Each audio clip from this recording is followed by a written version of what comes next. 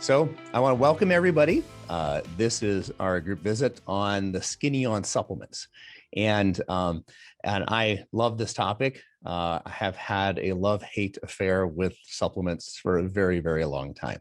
And I'd love to dig into this information with you.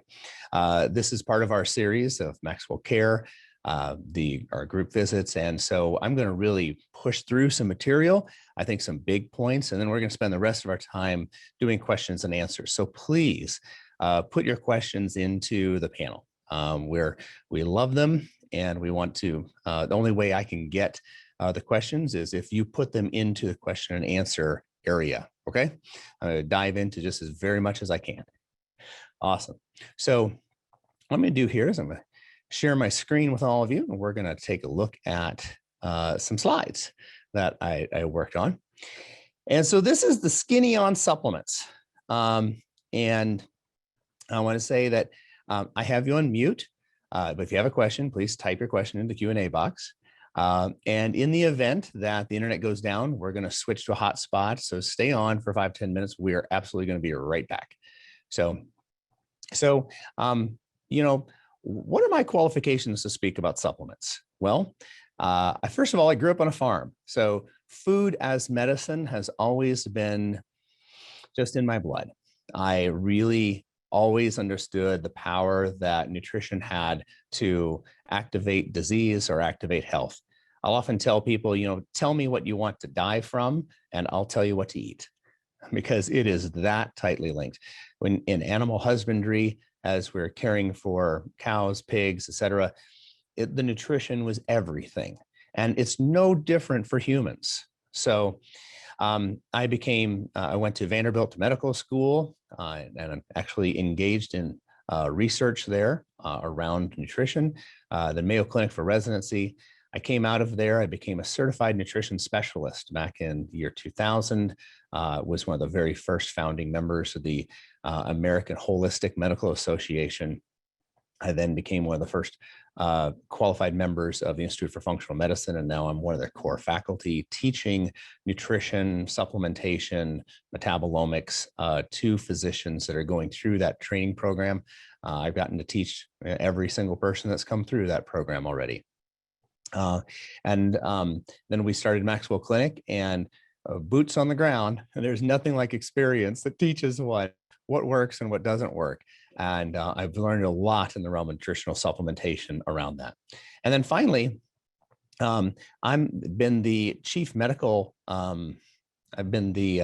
director for Zymogen. Now this logo in the bottom, you may not or may not have heard of before. Zymogen is the largest professional-only supplement company in the United States. And in working through them, I've led in the formulation of over 400 supplements. Those take a lot of work, and there's a lot of details that go into crafting a new supplement. I've also led the board of advisors for that company for the last 11 years. I've been on the board for 18 years, and I've been the medical director for the last 6 years.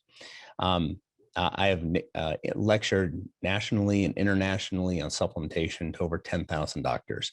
And I really am an expert in this field. I'm really excited to get to talk to you about some of the nitty gritty and the concepts behind nutritional supplementation. This is amazing. So the US dietary supplement market is currently at $42 billion a year. And we see this general growth of about 8% per year predicted, at least for the next 10 years. Now, what has this led to? There's led to a whole lot of people that want to make money jumping into the supplement market, not necessarily the people that have patients' health in mind. It's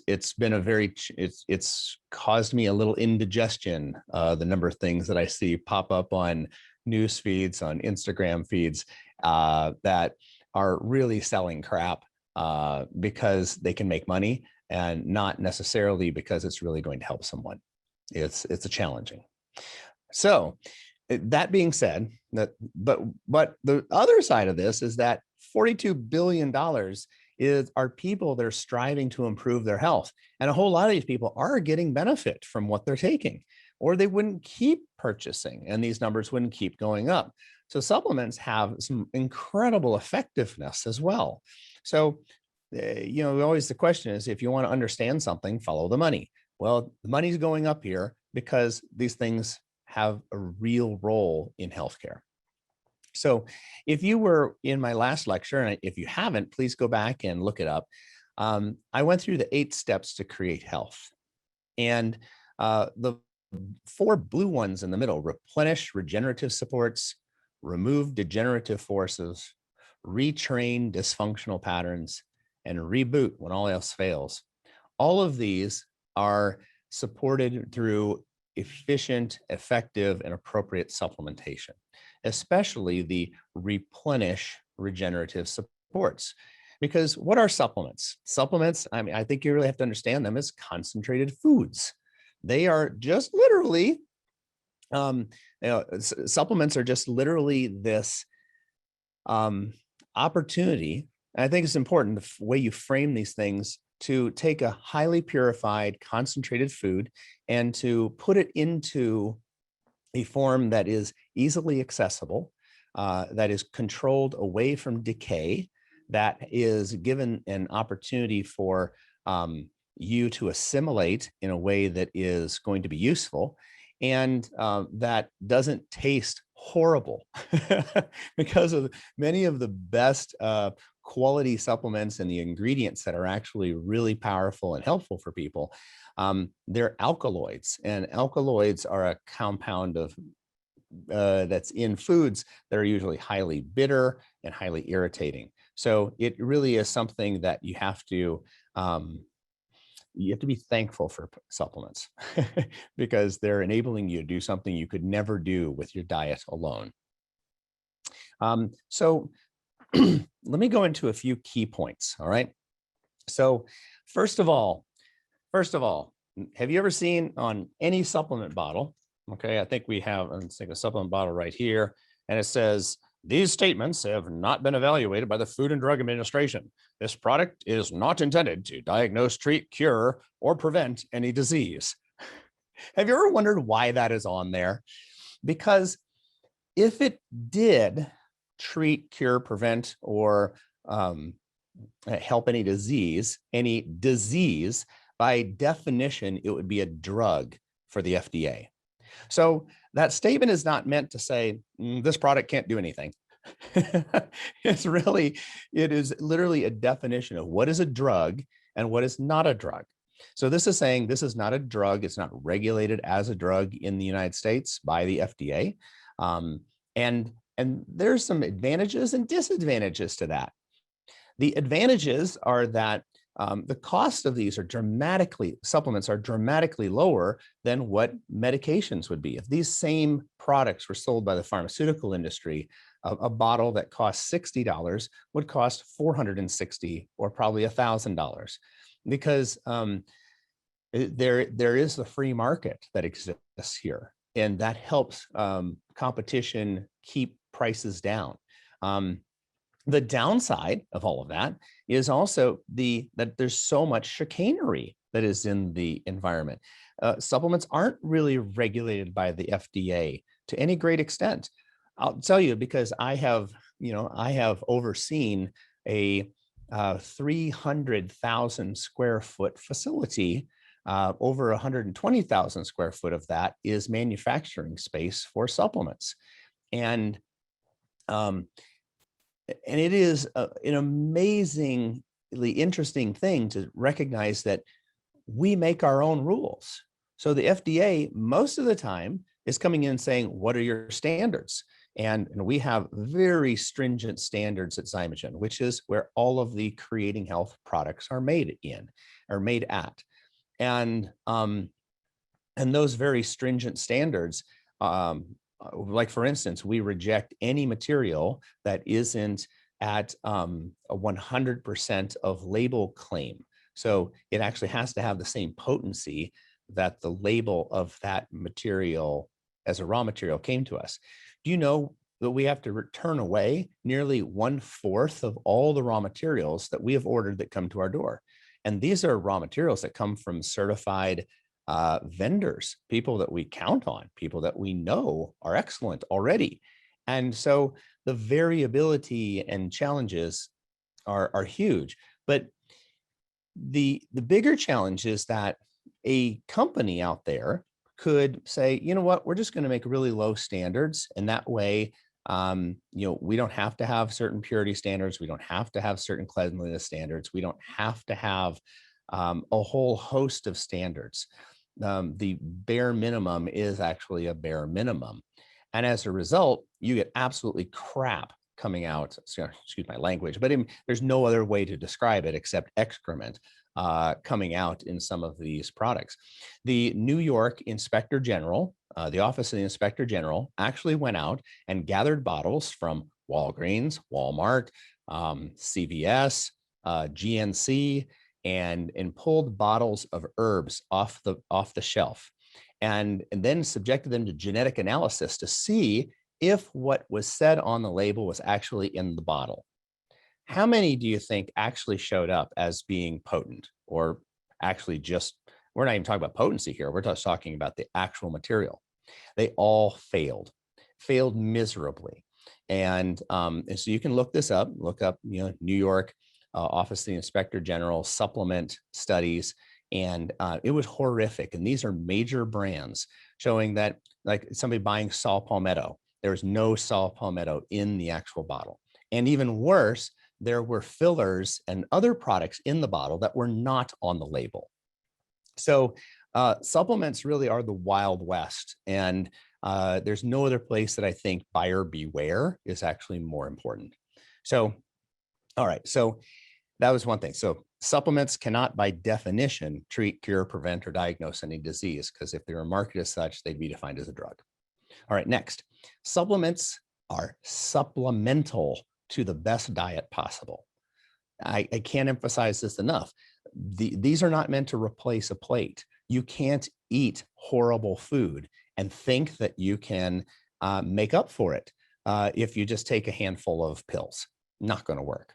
When you compare the size of your plate to the size of the supplements you may be taking, even if you're taking a bunch, it pales in comparison. So high quality food has to be your number one concern. And then supplements may be supplemental to what goes on in a healthy diet. Next, toxicity is cumulative. So what I mean by that is that every day if you're taking a pill every day, okay, I'm going to go to, and I'm going to just with certainty, I'm going to go to that bottle, and then I'm going to ask that bottle, I'm going to take a pill every day, another one and another one. And so if there are toxins in that bottle, it is going to build up in the body over the course of your lifetime. And as opposed to if you're out and about and you happen to eat a food that has some toxicity to it, that's going to be a one-time occurrence. Or so when we're thinking about the cleanliness of things, anything that you do daily, you really have to have pure. And this goes for the air you breathe, the food you eat, the water you drink, anything you're contacting daily. Those are the things to prioritize to make certain that they're low in toxins. The one-offs, the things you get in contact with once in a while, not as big of a concern. But toxicity is very real. For instance, there's contamination with mercury, arsenic, cadmium, and a whole bunch of raw materials for supplements. Okay, next, natural materials decay. So potency is challenging, and storage must be really cool and dry. So think of this. If you have a natural substance, what makes it different from a drug is that a drug is a molecule that was designed to be chemically stable so that it can have very few molecules that are jam-packed in a tablet that's going to last forever. That's the ideal drug. And they're made synthetically, specifically because they actually have to be unnatural in order to get a patent. It's a terrible situation that the only place where we can really guarantee a certain level of quality is in the synthetic world. In the natural world, there are tons of variables. So, and one of those variables, if everything has been done right, the supplement has been manufactured perfectly. If it is stored in heat or in um, humidity, you're going to have a much more rapid decay of that natural material. This is why I never recommend people buy supplements off of Amazon. Amazon doesn't segregate where their supplements are stored, and their warehouses are notoriously incredibly hot in the summer, and they're not air conditioned. And we know that supplements decay quite rapidly if the temperature is even 10 or 15 degrees above room temperature. All the supplements that we have in our office have always lived in temperature controlled circumstances, and they've never been subjected to any outdoor or any summer heat type of environments. Um, and so, how about this? Oops, there we go. And there's also just lots of chicanery going on, right? That was my next point. Lots of chicanery going on. And I think I've made this point a little bit because there is so much money in supplements in the online marketing world, where if you purchase a supplement, then you have no idea who is selling you that product. You're funding somebody else's. You're funding somebody's living on a beach somewhere, just creating a marketing campaign for another product. If you purchase supplements here at Creating Health, attached to MaxWell Clinic, it is very much subsidizing us developing our practice to serve more people. It has always been that way. All those monies have directly gone back into the practice to keep our prices down elsewhere. And but it is a challenging endeavor because raw material costs are going up and up. They're skyrocketing, just like you're seeing raw material costs triple in the building industry. And you're seeing all kinds of shortages because of all these crazy transport issues with the blockage in the Suez Canal. All that problem is going to continue trickling out for the next year. We just made a massive order on IV vitamin C because we know we get our vitamin C made from tapioca, so it's not a corn source. And but we also know that a whole bunch of tapioca went bad in these big shipping barges, and there's going to be a tapioca shortage coming up here. And there's tons of products made with tapioca. That's quite a like a gluten substitute. So there are a lot of challenges when it comes to the potency and purity of products. And if you don't have integrity and you don't have standard operating procedures to go by, you can switch out a lesser raw material for something that would be more expensive or unavailable. I'll tell you this, if sometimes people get really bothered by the fact that we have back orders on occasion. The reason we have back orders is because we have very strong standards about exactly who our suppliers are, how it may be produced, and where it can be. And almost always, I will say, I can't even think of an exception for this, our back orders are always because the raw material supplier can't provide the material for some reason, or we have a bad batch that came in. We just ran into that with one of our products. IgEs, that IgEs is amazing for blocking histamine release. In allergy season, the amount of IgEs that flies out of this place is amazing, because you start with just 2 capsules twice a day for a week, and then 1 capsule twice a day for a week. And it does such a good job of decreasing allergy symptoms. But it does that because we have a blend of both quercetin, which is pretty easy to come by. It can really degrade with heat. You do have to be careful there, but also dihydroquercetin. And dihydroquercetin is really difficult to get. There's only 2 suppliers in the world. And the one supplier that we had making our product just went, there we had 3 shipments from them that didn't meet our third-party evaluation. That's right. So every product on our shelves has had third-party testing done on it at the end of production of that product, so that we know what is on the label is in the product without fail.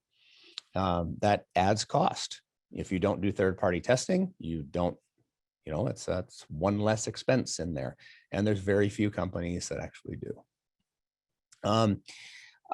Form is very important. Form determines availability. I highly recommend people avoiding compressed tablets, except in certain circumstances. I think we only have 2 compressed tablets in our entire line. Alpha Max, which is designed to be a controlled release product. So it really works really well there. It's a controlled release alpha lipoic acid that helps improve insulin sensitivity and decrease peripheral neuropathy. But then also we have 2 new products, Bergacore, Berg Essence, and Berga Plus Amla. And those products are very helpful for decreasing cholesterol burden and also improving endothelial function. But outside of those, we really try never to use compression because oftentimes it doesn't break apart in the stomach well.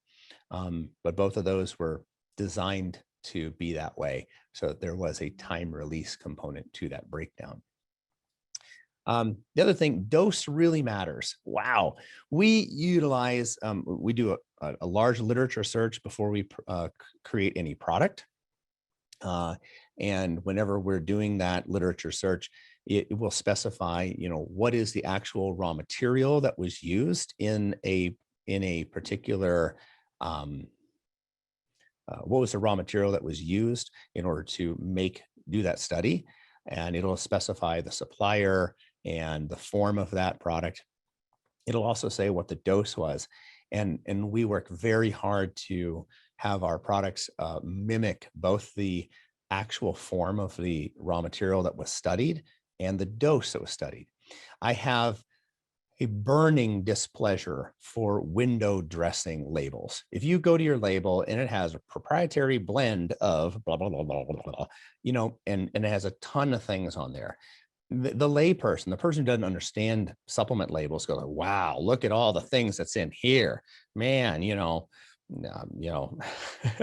This has the ingredient I'm looking for and so many other things, but it's probably at a dose that is absolutely meaningless except for marketing purposes.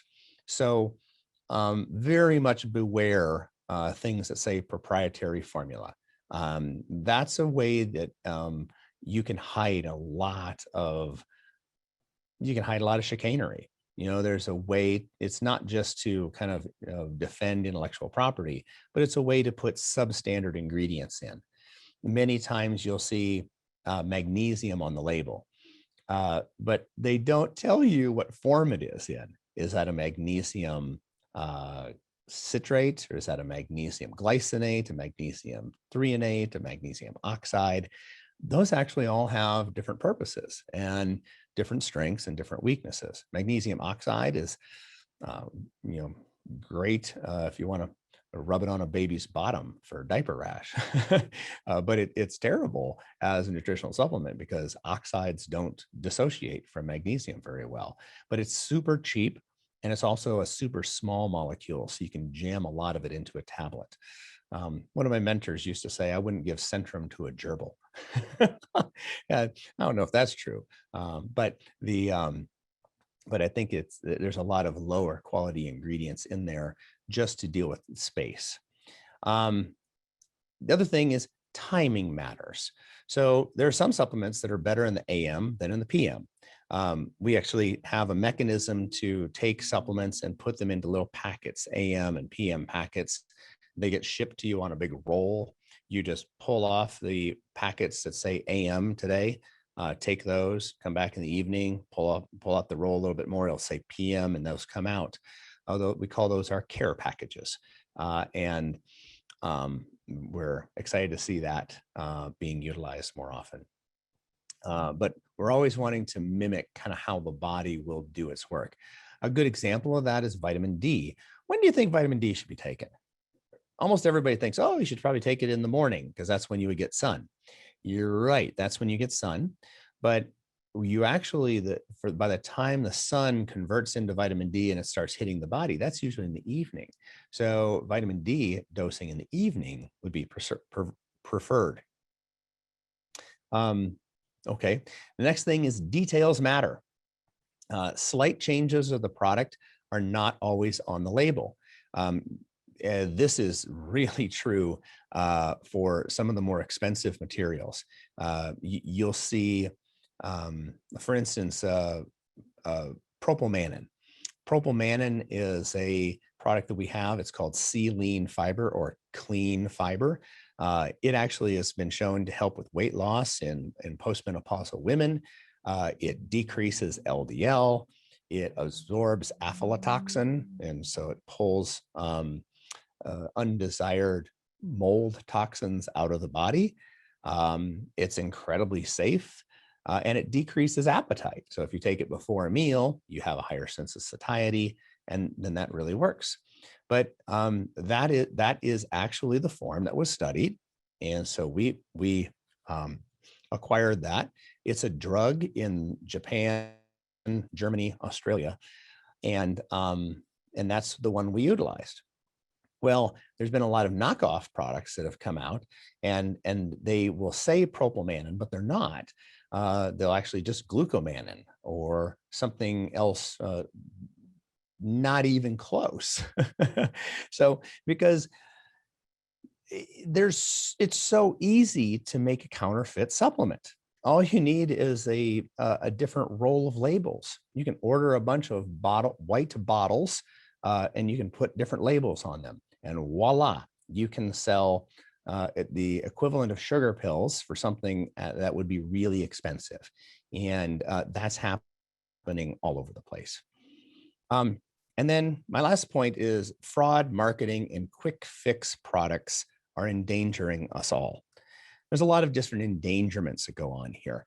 I'm worried that because of greed, marketing, and quick fix products that almost invariably rev up metabolism to make somebody lose weight or make you have energy. That's what drugs do. Drugs make you do something. Supplements should enable your body to do what it needs to do better, to heal better, to have more normality, not extra normal behavior. But I think there's a lot of products on the market, and you hear it all the time. You know, it's like, okay, these people have died from this weightlifting supplement, or these individuals have been. I think what we're going to see is, in the FDA is really going to start clamping down more and more on supplements in general because of the bad apples, because of the fraud. I mean, absolutely, the fraud needs to be shut down, but there's really no mechanism to do that at the present time. It's totally buyer beware. There's so much marketing, you get sick of it. And if you go like, not another one of these supplement ads, because you answer one, you're going to get 20 more coming your way because of all the Google targeted marketing. Man, the internet knows who you are, and they know what you're interested in, and they will go after you hard. And as a result, you become bitter and annoyed. And now that changes the attitude of supplements in the marketplace. So all of these things, it's my dad used to say, the locks are, locks don't ever, how did it go? We don't lock our doors because of honest men, right? And so you're taking precautions because you're concerned about the bad actors out there. And the hard part is, outside of knowing what your source is, you don't have a lot of extra protection in this domain. So this was my key points here. I'm going to go over it again. FDA, supplements cannot by definition treat, cure, prevent, or diagnose any disease, because if they were marketed as such, they would be called a drug. Supplements are supplemental to the best diet possible. Toxicity is cumulative, so purity is primary. Natural ingredients decay, so potency is really challenging. and storage should be cool and dry. There's lots of chicanery going on in the raw material supply market, so purity is really challenging to obtain. Form determines availability. Beware compressed tablets. Dose matters. Avoid window dressing labels. Timing matters. Some supplements are better in the AM and some are better in the PM. Talk to your doctor about that. Details matter. Slight changes of product are not always on the label. And fraud marketing and quick fix products are endangering to us all. This is the store that we have that's attached to the clinic and services our patients is called creatinghealth.com. And this really is targeted towards just our patients. We're just here to serve you. I was actually forced to start providing supplements to our patients because I recognized very early on that when I would write a prescription out and I would send them down the road to a health food store to get that, the health food store clerk would change my order. They would change what went on. They would be cross-sold or side-sold or upsold what I was actually intending for them, that I had good data to suggest should be given. And there's really no other way but to start doing it ourselves. And actually that problem has just gotten worse now because it's harder and harder to guarantee potency, purity, and storage. Creating Health also has another purpose, however. A portion of all the proceeds at Creating Health go to the Food Initiative. The Food Initiative, I'd encourage you all to look it up, thefoodinitiative.org. Thefoodinitiative.org is a nonprofit. I got the pleasure of being one of the founders of almost 12 years ago. And since that time, we've put on nearly 300 students through an amazing learning experience, putting them into an organic garden to work together in teams of 10, learning life skills, learning a whole bunch of information about food, because we call it seed to service. We'd have them plant the seed, have them grow the seed, harvest the plant, cook the food, and then serve it in our local hunger relief organizations. It warms my heart. I can't begin to tell you. I think it's one of the best nonprofit organizations out there. I'm not on the board any longer. All I do is support the organization, but they do an amazing job. Creating Health has a huge number of products on it, and there's a lot of detail. Oh, look here. Here's Celine Fiber. That was the one I was talking about. That does a great job of absorbing toxins and LDL, diminishing appetite, cravings. And then here's the Berga Plus A, and Berg Essence, which are two new formulas to really work on cholesterol and cardiac health. But there's a huge catalog. If they're having any trouble finding something, please let us know. Sheena is our manager, and she's amazing. If you want to know more about supplementation, I wrote a couple of chapters about it in my book, Curiosity Heals the Human. The subtitle is How to Solve Unsolvable Medical Challenges with Better Questions and Advanced Technologies. I had a great time writing this. I always forget to tell people about it, but I think there's some real good do-it-yourself help in there. So I'm going to now turn it over to questions and start digging in. So if you have questions, we see it. We have some coming in. Now's your chance. All right. Anything you want to know about supplements from me, please type it in the question and answer area, and we'll dig into that. So, all right. So I had good question right off the bat. What is your opinion of berberine? Berberine. So that was actually one of the two products I just showed you there. Berg Essence is the highest potency berberine that exists on the market. That's a 45% purity berberine. It's the only product that is now being used in all of the berberine studies moving forward. And then Berga Plus A is a combination of berberine plus, oh, excuse me, I am misspeaking here. I've been talking about bergamot. Oh, it even gets me sometimes. So bergamot is the one that we're using for the control of cholesterol and of heart disease. And that is what bergessence is. Berberine, on the other hand, is an alkaloid that actually has some potency very similar to the drug metformin. So both metformin and berberine really work on the gut microbiome, and it will help decrease the blood sugar of most anybody that's utilizing it. The product that we have for there is Bergamot Protect, and this is a combination of berberine plus alpha lipoic acid. And I think one of the most important things about that is should be taken at the beginning of a meal, because it's going to absorb and it's going to drastically decrease what we call the postprandial glucose spike. And that postprandial glucose spike is the that means after meal blood sugar spike. That is actually where we get most of our injury to molecules from. So,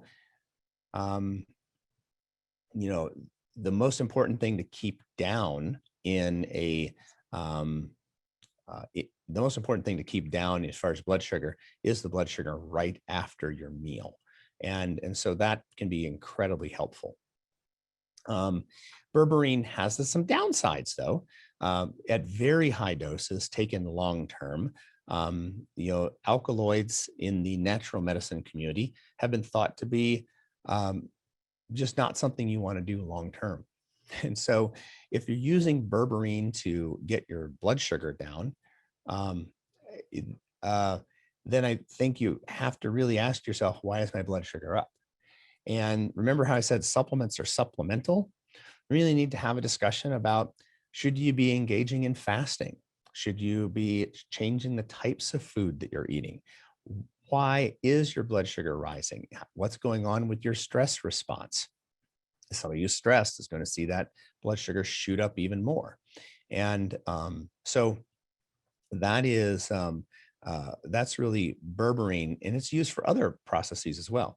This is the product I was talking about, Berformin. So kind of a takeoff on metformin. Don't tell Merck, but but it's berberine and alpha lipoic acid complex. If you go on the Creating Health website, you can really dig into this.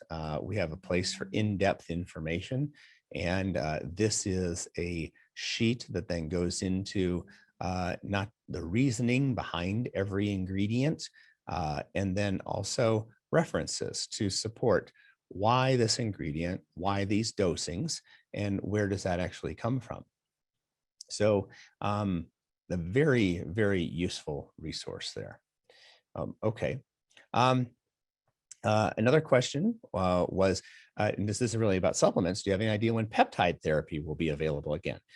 Well, let me tell you, the FDA is making getting peptides back again very difficult. So please call your congressman and really ream the FDA, because they're honestly, as with supplements, anything natural does not serve the interests of the patented pharmaceutical industry.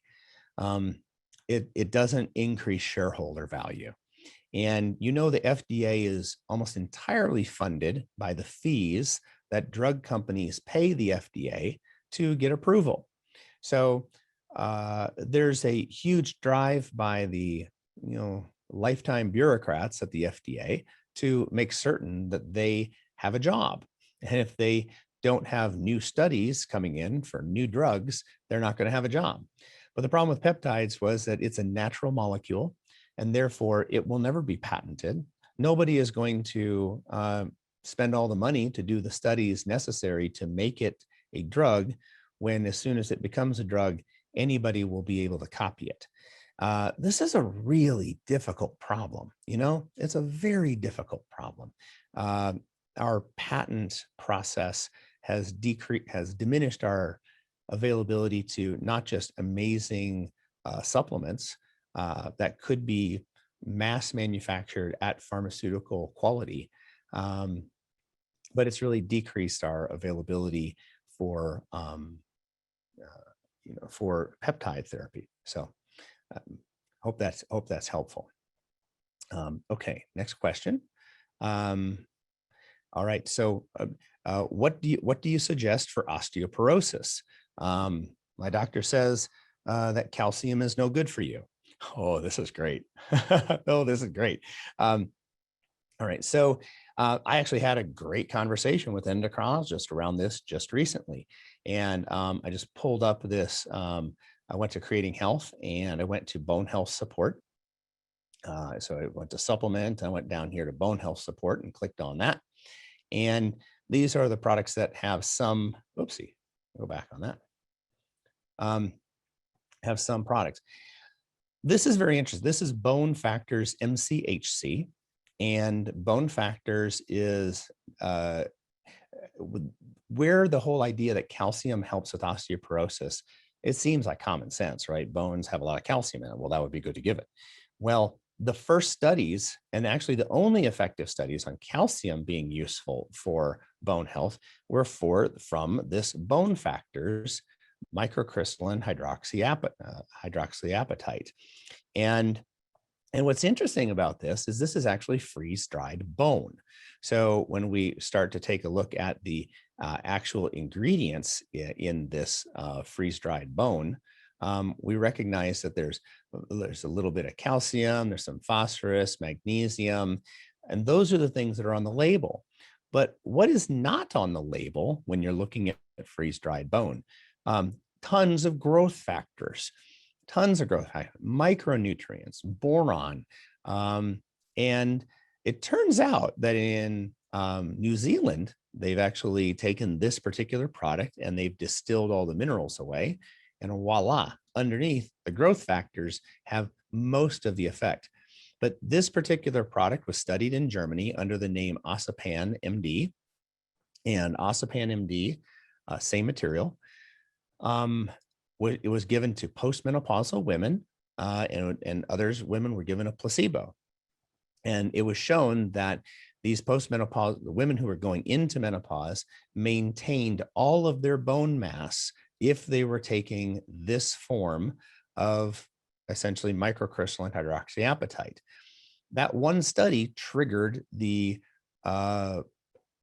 assumption that it was the calcium in this product that was doing it. Therefore, people started selling calcium citrate and Oscal and calcium carbonate and all these forms of calcium. Well, you do not want to overindulge in calcium. So this actually has a pretty low amount of calcium per capsule product. And this is the actual product that has the data behind it that shows that it does increase bone density when used regularly. Other things that I think are really important, vitamin D3, very important, several different dosings of vitamin D3. And then also Regenenew. I think this is a remarkable product. And Regenenew has the capability of, this is a stabilized silica. And now silica, where does it come from? It comes from sand, dirt. One of our problems is that we're not eating enough dirt. We're not eating enough sticks and twigs as fiber. The fiber intake of humans has gone down dramatically over the centuries, but also the intake of silica. Well, the problem is if you eat dirt, there are other things in dirt that may not be really great. This stabilized silica turns on the production of collagen, of elastin, and of keratin. And what that means is that the skin gets springier. There are fewer, I always tell women that are starting this for the treatment of, I mean, see, when I say the treatment of osteoporosis, the FDA would say, you can't say that because that's the treatment of a disease. So you have to use this fuzzy language like to support healthy bone density. which is just ridiculous when the studies show that it treats osteoporosis. Um, and again, these are the things I can say in this environment, because I won't just shoot straight and give you the real scoop. It's one of the benefits of being part of this tribe. And so, but what this stabilized silica does is it will help build bone mass. It will enable so new collagen to be formed. And as collagen gets formed, that's kind of the skeleton of the inside of the bone. And that skeleton gets overlain with a whole bunch of calcium. And then that's what makes the bone hard. So the collagen makes it strong. The calcium makes it hard. People say, well, why don't I just eat a bunch of collagen, which has become really popular? Now, there's some benefit to that. Those are raw materials. But if you're not stimulating the enzymes that actually make your body's collagen, eating collagen, it's a long way from the stomach to make it inside the bone. And it really has to get broken down in the stomach first and then reassembled. This helps with the reassembly. Now, there is the side effect in that fine wrinkles go down by about 30% over the course of 60 days. Nails get longer, eyelashes get thicker, hair shafts actually become thicker. So for thin hair, etc., it's pretty amazing. But what's one other thing that silica does for us that's really remarkable is that it detoxifies aluminum. This is like the best product for individuals who have a high amount of aluminum. We make certain that they're taking this so that aluminum binds with silica and is able to come out of that product, or been able to just be pooed out. Okay. So pretty good. Okay, another one. Sorry, I'm taking a little bit of time here. All right. So what are your thoughts about melatonin? Okay. All right. Well, let's pull up some relaxation and sleep. This is kind of useful to go just to this screen. All right. So the question is about melatonin, but I think it's probably meaning like, well, what about supplements for sleep? We actually have two different forms of melatonin. One is a sublingual formulation, which it means SL, and the CR is a controlled release. This is 3 milligrams. This is 5 milligrams. Almost all of the studies on melatonin are done on this formulation, 5 milligrams of controlled release melatonin. For sublingual melatonin, you can just take one of these tablets, even snap it in half, put it sublingually, and it will give you a boost and help with engaging sleep. But melatonin is an amazing molecule. People think, oh, it's a sleep hormone. Well, yes, but melatonin is actually raw material, serotonin. So if you don't have enough serotonin, you don't make enough melatonin. It's one of the reasons that insomnia is such a common complaint in people that have depression. The two are very much linked biologically. Melatonin is an amazing antioxidant. It actually enables your mitochondria to work better.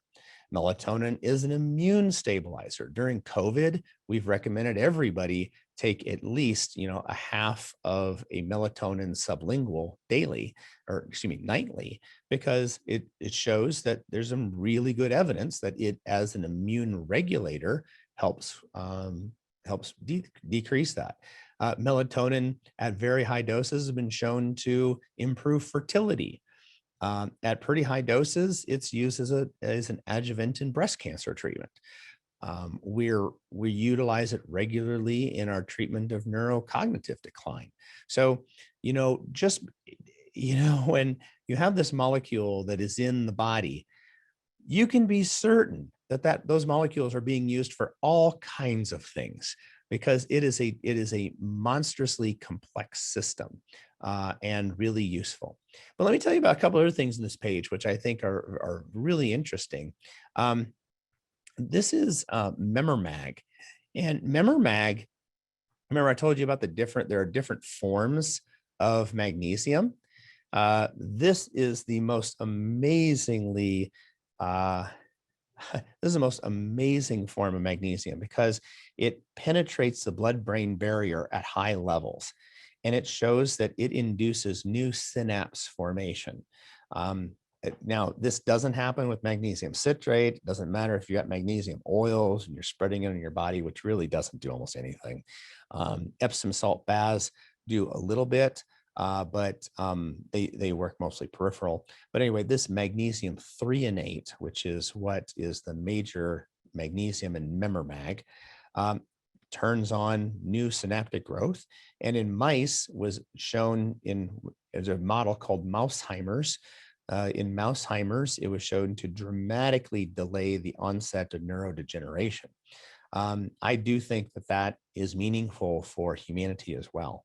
And magnesium deficiency is one of the most common magnesium deficiencies that exist. The reason this is on the sleep page is because taking some magnesium at night, ooh, that's nice for sleep. And it also causes a really substantial improvement in mitochondrial function. So anyway, that's a couple of other things. I did mention, why is methyl B12 in this page? Because believe it or not, B12 sublingual, so this is a sublingual B12, has some real benefit to improving sleep cycles. But only, so that's, you want to take your B12 at night. Okay, let's get another question here. So, all right, let's find another. Okay, are there any products that are helpful for raising testosterone? Okay, well, that's great. Let's go to let's share the screen here again, just for fun. Okay, so I went here, supplements male health, and there's several things that are present here. The one that's being questioned about would be testo NRG. Now, testo NRG has some very unique compounds in it. Uraconium, which has a very substantial effect on virility. It does increase erectile function, and also has the property of increasing free testosterone. And then there's also Himalayan shilajit. And Himalayan shilajit, in the dosing that is present in here, has been shown to increase both total and free testosterone very meaningfully. This is again a product that once people get on, they say, I want to stay on that. And that's been quite useful. And I think that when you're enabling your testosterone you're enabling you to get the most from your own homemade testosterone, that is optimal. Because as soon as you start to take testosterone as a drug, wow, there's a lot of challenges that start to emerge from that.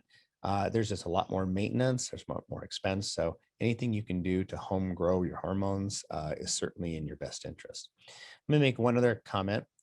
Flow Formula 5 is a product that I created about 5 years ago. And I went to the National Institutes of Health, Center for Complementary Alternative Medicine. I read a whole bunch of their summary articles, and I took 4 separate ingredients that each alone had data to show that it improved lower urinary tract symptoms, meaning it helps men pee. It helps with prostatic hypertrophy. So just one tablet of this has the active ingredients of 4 different compounds, each separately having the potency and the purity to improve urinary flow in men. But why I called it Flow Formula 5 is kind of funny, because these same products actually help with female male pattern baldness. And so I was thinking about flowing hair, because there's not many women who want to have a prostate formula sitting on their sitting on their shelf. So how do you name something in a way that a woman that could really benefit from it to decrease their male pattern baldness, or in women with polycystic ovarian syndrome can also benefit in this domain to help improve that testosterone metabolism. So yeah, pretty good. Okay, looks like I have time for one more question here. And let's see, man, so many good questions. Please keep them coming. All right. And on probiotics, all right. What is the best probiotic for me? Um, and I wish I had this, wish we could talk right now, because I'd ask you, well, what do you want from a probiotic? Because there's the devil's in the details, right? So let's go to this here. I clicked on the probiotic page on Creating Health, and let's take a look. Here are 8 different probiotics, and let me just tell you about the differences. One of the new ones we have is Floramax Shape before 20. Isn't that funny? Floramax Shape B420. That's actually the name of the particular bacteria, because they noted that this particular probiotic actually improved body composition. So there was less fat accumulation around the middle, decreased abdominal fat accumulation, and this has been really very helpful. Then we have the Mac Daddy Floramax 350 dairy free. This is high potency, multi-species, multi-strain. This is 350 billion of all strain specific probiotics. So we are like the first company to insist that all the probiotics have their serial number behind them, because saying acidophilus is a meaningless statement. There are hundreds and thousands of different types of acidophilus, because bacteria mutate so quickly, in order to make a specific probiotic, it's actually very difficult to maintain a colony purity so you get the exact bacteria that you want to do their job. But this is very effective in the treatment of Crohn's disease, ulcerative colitis, when people have been on antibiotics or there's a big challenge to the gut. I love pulling this out. It's a very high dose, very safe. But here's the other dirty secret. This is 350.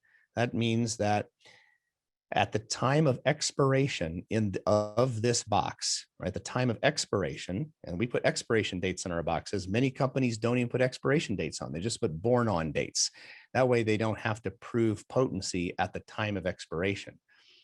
So our products are all guaranteed to be within 95% of potency on the date of expiration. So why, if you have something that's mildly expired, not a problem. I mean, it's honestly not a problem. It may be a little less potent, but it's definitely safe. I sometimes these expiration date things are really more of a marketing thing. They just, you need planned obsolescence. But if you take care of your supplements, ours will last a long time. But this 350 is not correct, because this is actually 700. So this is 700 billion, probably the highest potency probiotic on the market. This is such a good blend of many different multi-species. What we did is we split it out and we put it in smaller capsules. And so 5 of the Floramax 70 equal a 350. And so this can be a high dose multi-strain probiotic. I love this one as just a daily probiotic for people who are health conscious. Flora Foundation SB, this is got the same goodness of the basic probiotic Flora Foundation, plus Saccharomycin boulardii, which is kind of an anti-yeast yeast. Very helpful for inhibiting candida, and also good for inhibiting C. difficile colitis. Lots of good stuff there. All right. Hope that helped answer your question. And then let's just take a look at one more question here. And then what's a good supplement when you do a lot of cardio strength training? All right. And we're going to end with this particular question. Cardio strength training. Yeah, that's a really good idea. That's a really good question. And let's go back here. So if you want to come to take a look here, you'd say, I wonder what's here. And I encourage you to take a look and learn. Let's go to sports nutrition. And there are a couple of components that I think are really, remarkable. One of the things that I love the most and that many people love is this product called Clean NRG. So Clean NRG is yeah, like a true confession. Um, I used to work full time as an ER doctor when we first moved to Tennessee, and I would do 24-hour shifts. And Red Bull became my friend. Red Bull kept me from falling off the side of the road when I was driving home from those insanely long shifts, which nobody should ever do. But Clean NRG is, there's a lot of junk in Red Bull that actually depletes your system. So we created Clean NRG as a electrolyte formula. So we're building up your electrolytes. There are antioxidants in it. There's a time release caffeine. There's a bunch of taurine that helps cool your nerves, cool your jets. And it's a lovely product. I mean, it's really funny. All of my kids' friends love this stuff. And what they love it for is their pre-workout, because caffeine increases your energy, it decreases your pain perception, it revs up your metabolism a little bit, and that can be really quite useful. But another thing on this page is Cardiolene. Now, Cardiolene is a very inexpensive meal replacement. This has a vegetable-based protein in it, as well as fibers that are shown to very substantially decrease LDL cholesterol and decrease inflammation. This has a little bit of a multivitamin in it, and fiber and protein, and not much else. It is a really high quality product to improve cardiovascular function, and a really good product to have. And you have to know that in all of our proteins, when we use a pea protein blend, there's only like 1% rice protein in there. And that's pea protein blend, we augment it with a host of individual amino acids that are not present in pea, because we actually want to simulate the amino acid profile that would be a little closer to milk. So there's added taurine, there's added, threonate. There's some of the things that are missing in a plant protein. The essential amino acids that would be missing in a plant protein are replaced in our process. And that's something very unique to us. We don't talk about it enough, but people who are just out there taking pea protein, that's not good for them in the long term. So, and then if we take a look at, here's Regenew Plus again in the sports area. Oh, and then two other things, Sibno. This is really interesting. So you know how I like puns. So there's a condition called SIBO, SIBO. And SIBO means small intestinal bacterial overgrowth. And it's when you get too many of the wrong kind of bacteria growing in the gut. And so we have this hyperimmune egg protein. And the hyperimmune egg is chickens have actually been vaccinated against the most common human GI pathogens. And then they lay eggs with a whole bunch of antibodies in those eggs that are specifically targeted against the bad guys in our gut. And a really nice study has just been done on this Sibno. You see what I did there? Instead of SIBO, got Sibno. And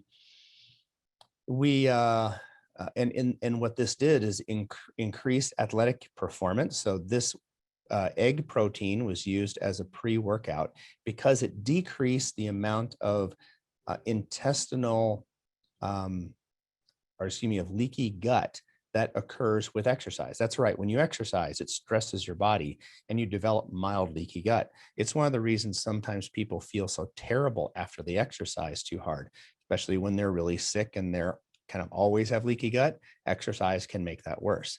So when individuals took the SIBO, that decreased the level of inflammation that came on after exercise in those individuals. Pretty cool. Now, but my favorite my favorite, so we have SIBO here as a powder, and if you like powdered egg, that's fine. And then we have it as capsules. But I'll tell you, the form I like the most is Seeb Nog. Yes, because we added large aramidogalactan, which is a soluble fiber that feeds bacteria, and Seeb Nog. It was, flavored with nutmeg. And honestly, this stuff tastes really close to eggnog. So if you like eggnog, and I do, Seeb Nog is an amazing dairy-free specific immunoglobulin formula that is available there. Okay. And then, all right. So that's all for tonight. Thank you all for your great questions. There's so many great questions, and you can see that we could go on for a long time. If there's requests for it, I'll be glad to do a second one on this and just kind of come through. You can line up, what supplements you are. You want more questions about them? Want me to tell you where they came from, how they came to be, what they're for? Love to give you my intake on this, because I think these are really powerful tools. They're really powerful tools when they're potent, when they're pure, when they're precise, when they're stored well, and when they're taken in the time and for the person that it's necessary for. Make sure that you are looking at them as supplemental to a really great diet, and make sure you practice gratitude every time you're taking them in. One of the things I think is so important is every time you see those little pills in your hand, what I want you to do is look down at them and say, wow, I am so thankful that I have the opportunity to bring these things into my body. I can bring in these highly concentrated foods that I know are pure, that I know are potent, and I'm going to take them with gratitude, because the spirit in which an act is completed is as important as the act itself. And so if you're taking those supplements, you're like, I want to take pills again. And no, that's probably not going to give you all the benefit that you desire. If instead your attitude is like, I am so thankful for this. I'm so thankful for this technology, for this to help me. It's going to be able to have more benefit for you. Well, with that, this is Dr. David Haase, and I wish you MaxWell. Take care.